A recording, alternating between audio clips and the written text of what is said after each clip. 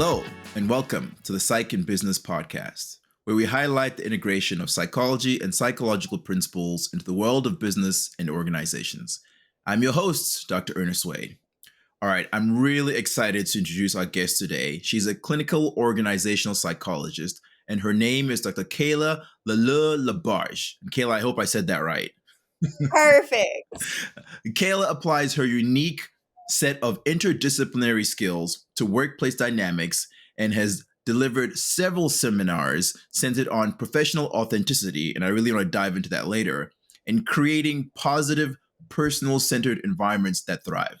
Kayla also works at the intersection of technology and psychology to create products that help parents, educators, and children thrive and flourish. And anyone who knows me knows that I live at the intersection of psychology and technology. So we'll definitely dig into that as well. Kayla, welcome to the show. Thank you. Thank you for having me. Kayla, I'm so glad that you're here. And I really want to dig into these things. But I always want to start by asking, tell us a little bit about your story. How did you go from clinical to organization to working in business with leaders and teams? That's a really great question. I think my journey really starts in high school. It probably started before that, but I think my professional journey really started to become clear in high school, where I took my first psychology class and I knew right Yeah. away, oh my gosh, this is what I'm meant to be.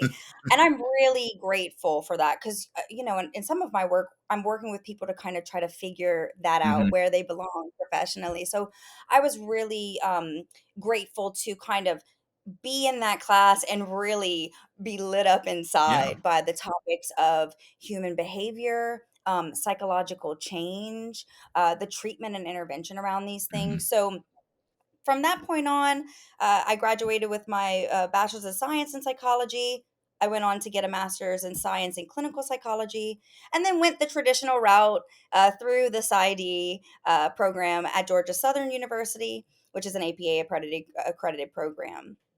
My program here primarily focused on traditional therapy modalities. Hmm. So, very much training clinical psychologists who wanted to specialize in mental health treatment, less so specializing in the areas of organizational or consulting psychology, Hmm. even less focus at the time on the intersection of psychology and technology, which more recently, as you know, Ernest, has Yeah. bloomed and blossomed in a really nice way. So, um, while I was at Georgia Southern, I kind of started to sense that, maybe the traditional avenue of just being a therapist, it didn't quite feel right to me. Hmm. There felt like I had this interest in systems Yeah. thinking.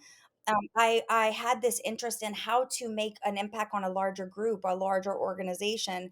And these things kind of drove me to create consultation opportunities where I was kind of for free offering any company, any team my time to just kind of gain experience Hmm. working in this space. Fast forward to my internship, I moved here to Philly. I did my residency at Temple at Tuttleman Counseling Services, and again, while there, I found more opportunities to engage this kind of intersection of clinical and organizational psychology. Hmm. And for me, what that meant was looking at the counseling center at the time as a system, as an organization that could be improved. I remember I was really kind of blown away by the fact that at one point in the semester while I was there, the wait time to see a therapist got to 11 weeks. Hmm.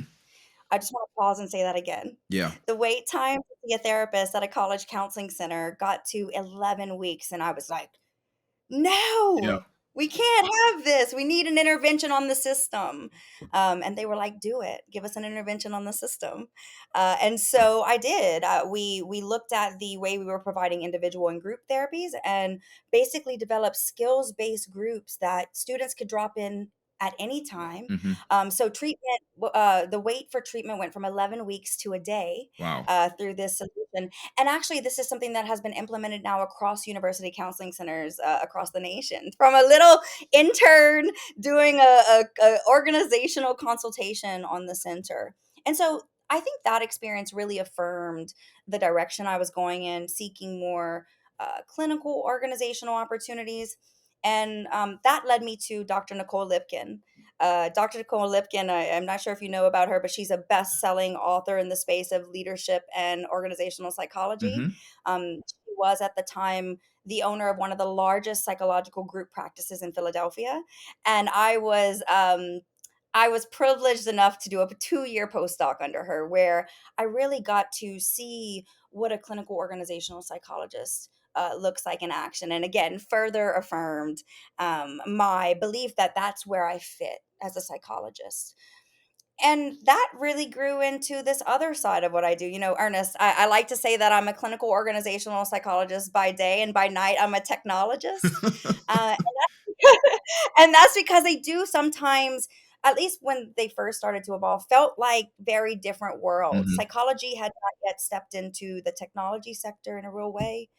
We weren't really pioneering in any way there, and I think that's where my journey took me. Was part time. I'm still doing clinical organizational work, but my real kind of passion now is our startup, Hey Kiddo, where I take all of the expertise that a psychology has, whether it be from grant writing, research approaches, intervention approaches, and I bring those all together to build technologies for educators and Yeah. parents to make sure that they have the skills, they have the education, the evidence base that a psychologist had, much to the same effect as what I was trying to intervene at the college Yeah. counseling Yeah. center. How do we get people quickly to the information we need? How do we get people quickly to the treatment they need? And technology can be it crosses boundaries of social class. It crosses boundaries of race, gender, and it can reach a diverse group of people. So part of, I think, this next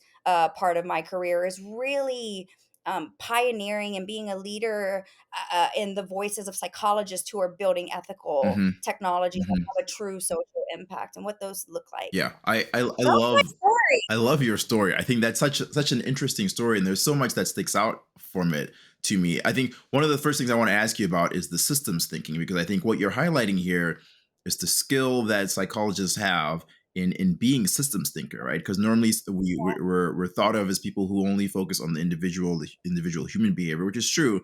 But what you're highlighting here is the ability to focus on the system, right? That really impacts the individual. So talk to us a little bit more about that. How you really see that and perceive that and were able to impact that. You know, it to me, we can't separate the individual from the system. Mm, You know, the the individual impacts the system, and the system impacts the individual in both known and unknown ways. And I found that if we take a larger kind of fly out approach, a contextual approach to the environment, to the system, to you know, we can call it a lot of different things. Workplaces call it the culture. mhm, Um, you know, a psychologist working in a therapeutic setting might call it the system. mhm. But really, they're getting at this thing that is larger than the individual that can both help and hinder them. And I think that's really important. That context is really important when we're thinking about making individual Yeah, change, because we are only kind of emboldened enough to make the change that our system will allow us to make. yeah, Even in my examples that I gave, I was only kind of emboldened to make these changes when the system kind of allowed for them. It was the right time for them. So I think it's sometimes a mistake to focus on the individual without taking into the larger context into space. And I really love that in my work. Oftentimes, I think I bring that unique perspective to mhm, workplaces mhm. to get them out of maybe thinking of problematic workplace behaviors as an individual problem and more as a culture or a contextual problem that Yeah. we need to look at in I some. love what you're saying here, because what you're talking about is really appreciating that it's not just about internal issues, but also appreciating the environment and how the environment impacts the individual Absolutely. and how the individual impacts the environment. So it's that Absolutely. symbiotic nature of the relationship, and really respecting the environment and appreciating that you can't ask people in a workplace to change or to adapt without appreciating how their environment will impact that change, and how it will impact their ability to be successful. I want to ask you Yeah. about something that you mentioned, that we talked about, was that professional authenticity, right? Talk to us about what that means. And I'm also interested to understand how the environment, the system, the culture impacts that. That is a really good question, and I think it's one of the things that I enjoy uncovering most, both with organizations at large and with individuals. Hmm. So, to me, professional authenticity is this idea of self leadership. This idea that if we are aware of our own strengths, aware of our shortcomings, aware of how to leverage social dynamics at work, how we do that uniquely. Because again, how Kayla uh, moves through a social environment is going to look different from how Ernest moves through a social environment. And I think in the past we've kind of created what I'm going to call these leadership archetypes, Hmm. where a leader looked, felt a certain way. I when I think back 50 years at the literature on leadership, for example, we think that more authoritative leadership styles, authoritarian leadership styles were preferred. Leadership styles that were directive, Hmm. less collaborative, more hierarchical leadership kind of systems. And I think we're moving away from that in the literature, where work and leadership is becoming a little bit more humble, a little bit more collaborative, a Hmm. little bit more systems Yeah. focused. And I think professional authenticity, whether it be at the cultural level of the organization or at the individual level, is something really important to look at. So, at the individual level, I'm defining that, like I said, Ernest, as knowing your individual strengths, weaknesses, how to leverage and move forward in your social environment successfully. Hmm. Mostly, I take a mindfulness based strengths perspective to that.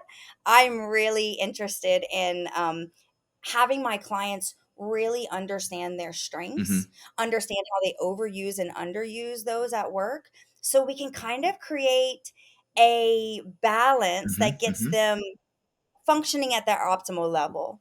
I think from a cultural perspective at work, authenticity looks like the organization is in tune with its behavioral indicators, it's Hmm. in tune with its cultural indicators. It can name them. They share a language for if the culture is performance based, Hmm. if the culture is one of caring, if the culture is pragmatic. These are just a few words, Yeah. none of them are right or wrong.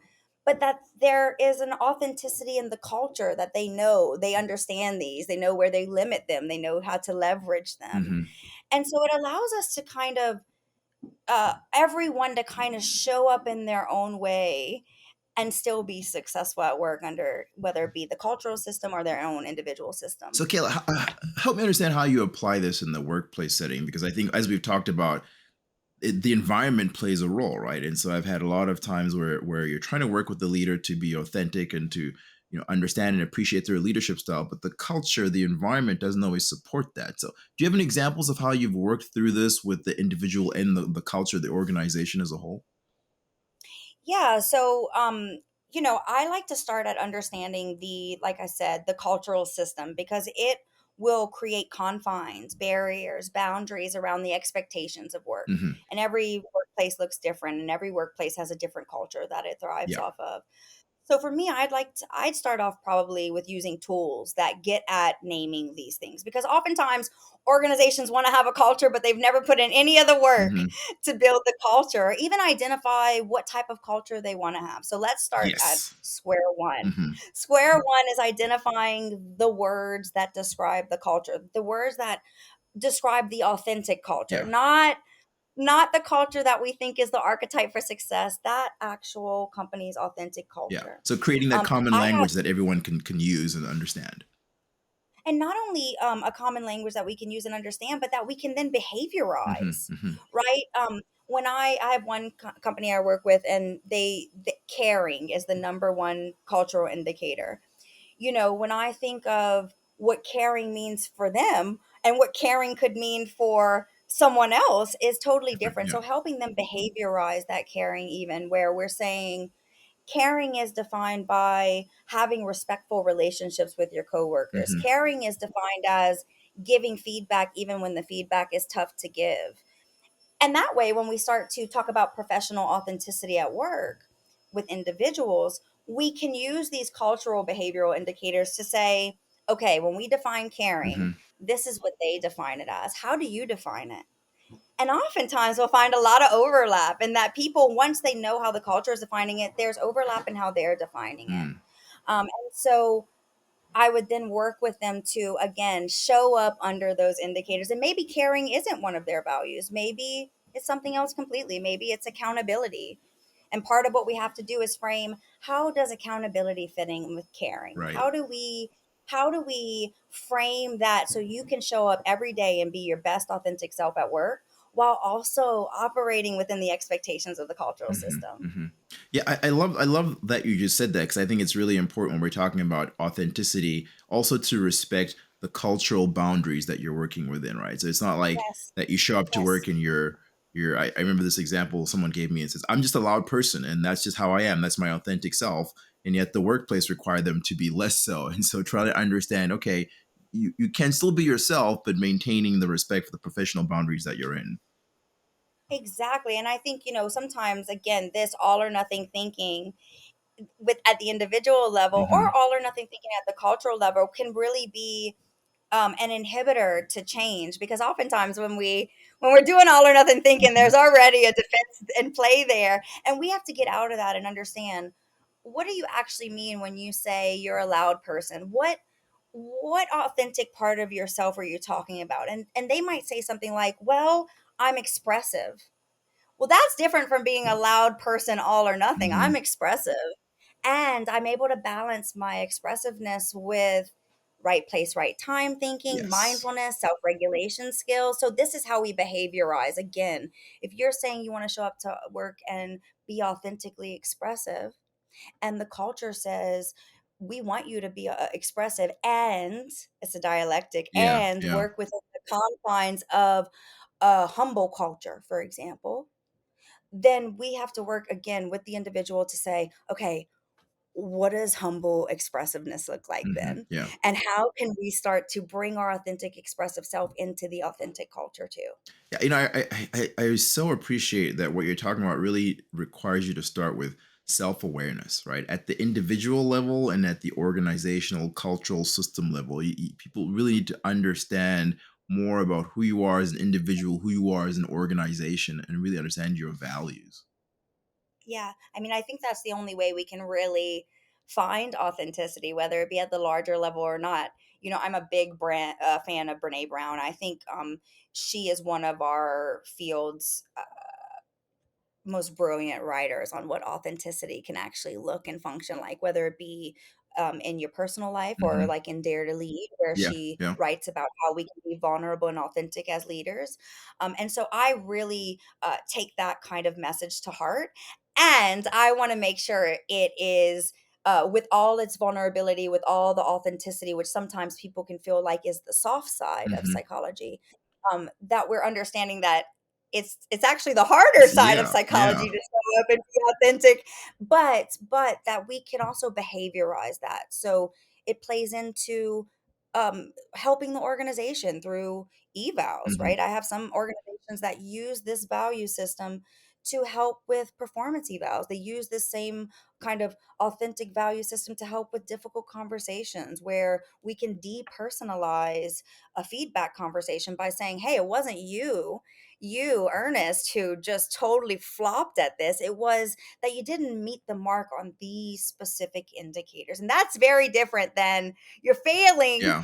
It is, Your we need performance. Yeah. this.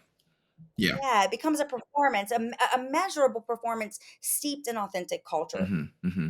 Yeah, I love the way that you're separating those two out, right? It really protects the individual self wealth and self value, and it focuses on the performance, the things that they do rather than who they are, right? I think it's important to separate those things Yes. out. Speaking of this, Both, I think one of the things that I know about myself is I live at that integration of psychology and technology, right? And so I want to know more right? about how you balance those two. How do you bring psychology into technology, especially in this great work that you're doing at Hey Kiddo? I want to hear more about the work that you're doing there, working with parents and kids. I think that's such fantastic work that you're doing. It's so interesting work. And if you would have asked me when I was in school, like, do psychologists build technology? I would have been like, no, like, absolutely not. And if you would have asked me, Kayla, are you going to be one to build technology? I would have been like, no, Hmm. absolutely not. but it led me here somehow. And so, I think all of our skills as psychologists, now as I reflect, we've been at the startup since 2017 when we got our first National Science Foundation funding. And this funding really boosted our mission we're now funded by the taxpayers' dollars, that there is actually a social stake Hmm. in what we're doing here. And so I bring all of my skills as a psychologist to the work. I work as our director of product and research, but I started off as our director of content, where as a psychologist, I was bringing in the intervention mindset, the idea of evidence based content and resources. I was also bringing on the research side of my background. I have several peer reviewed publications in vast areas, from stress to anxiety to performance at work to Hmm. clinical treatment interventions. And so those experiences and research really geared me up to be able to write large federal grants. I've received over $2 million in federal grant funding from grants I have led. And so those skills have really applied, in addition to formulating strong outcome Hmm. research, strong product research, and what that looks like when being done by a psychologist. Yeah. Because it looks a little bit different done by a psychologist than a pure software Yeah. engineer, for example. And I also think this, kind of to bring in the clinical organizational side, I intersect with every one of our teams, and we have a global Hmm. team. And so I think my work as a clinical psychologist and organizational psychologist and understanding Yeah. systems And human behavior. has allowed us, and behavior has allowed for there to be this, outside of the product and technology, has allowed there to be this kind of larger gain of healthy operations, healthy teamwork, a close attention to team dynamics Mhm. and team development, a close attention to making sure everyone can be their authentic self Yeah. at work, and that Within your team. we Yeah. understand what Absolutely. it means for us. Yeah. So putting all the stuff that I've been able to do with other organizations into practice in my own has been kind of a wonderful reciprocal Hmm. learning. Yeah, I love the examples that you're giving here. I think for me, it's one of those things where as psychologists we're trained in so much, right? I think firstly understanding human behavior, systems, research, Yes, data. I mean, all of these yes, things in my mind apply really well when we're talking about technology. I mean, yes. just technology is built by people for people, and so on Mhm. both sides of that fence psychologists can provide great expertise, and especially when we want it to be done ethically. Talk to us about how you Ethically. apply that ethical principles to the work that you're doing in the technology world. I think ethics, as we see advancements, especially in AI, are going to become more and more and more Hmm. important. I think as a psychologist, I'm of two minds with ethics. And I'm probably going to get in trouble from my ethics professors from school when I say this, but I'm of two minds of ethics, right? On the one hand, as a psychologist, right, as a clinical organizational psychologist and a psychologist building technology, I see their utility. I think they hold us to a high standard for how we're thinking about everything from assessment to data privacy to the interventions we're offering to Hmm. marketing, even. And I also see their Hmm. limitations, and that our ethics code is outdated. Our ethics code at times is more restraining than it needs to be to allow for psychologists to actually participate in technology innovation. I give a lecture at my alma mater, and I pull up all of the APA ethics that have we have had to consider as a part of our project, Hmm. and it's 2 slides long, and it covers almost every ethical standard that we have. And we talk about the beauty of that exercise, and we also talk about how um, the software developer developing Facebook, the software developer developing Open AI, they aren't pulling out the APA ethics code to check all these things. And so while I love it as a guide, it has often been confining as a technologist, and we have often had to um, find consultation spaces to better understand the ethics code.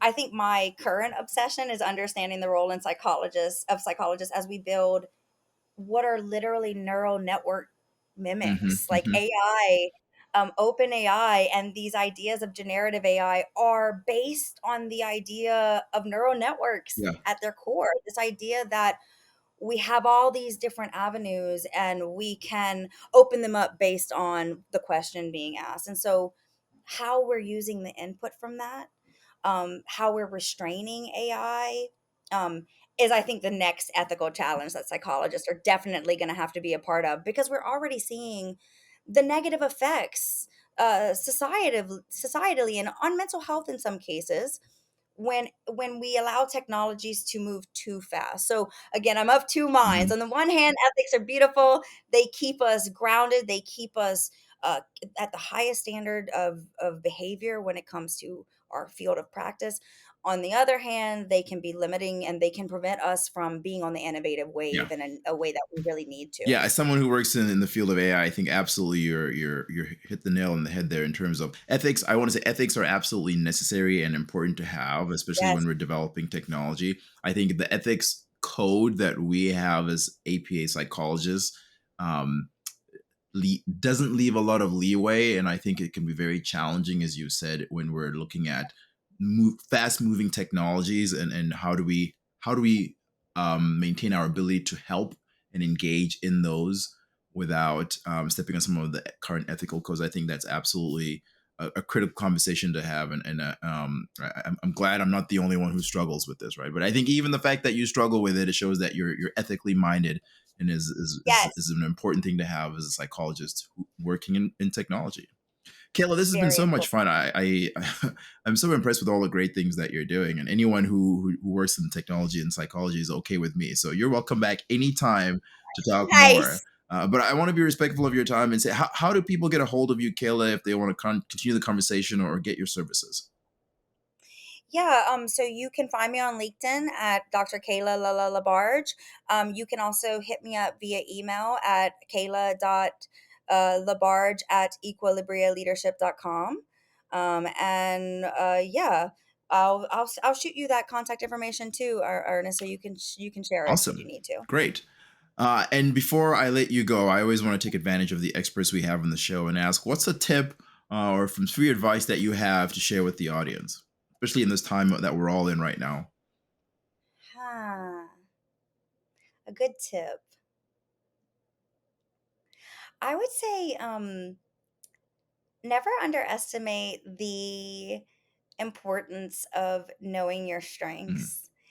I think they're the foundation of who we are, and if you can just spend time every day taking a few moments to activate the things that make you really, really brilliant, hmm. not only will you get the dopamine hit that it will provide your brain, but you'll model that authenticity for others to kind of show up and be themselves. So, if I could give any advice, is just make sure you're making that time, Hmm. whether or not you're an organization or an individual, to reflect on who you are today, not who you were Yeah. then, but who you are today and what really matters. So that way, at work or at home, you can operate off of those and create bigger meaning from that. Yeah, I love that advice, especially when you talk about it not just at the individual level, but the organizational level as well. I think that's really unique.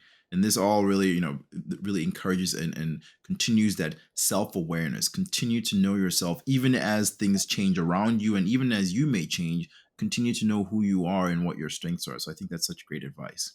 Kayla, thank you so much for Thanks. coming on the show. It's been so much fun. Of course. Thank you. Thank you for having me. Awesome. And to our guests, thanks for listening. We hope you will join us again next time.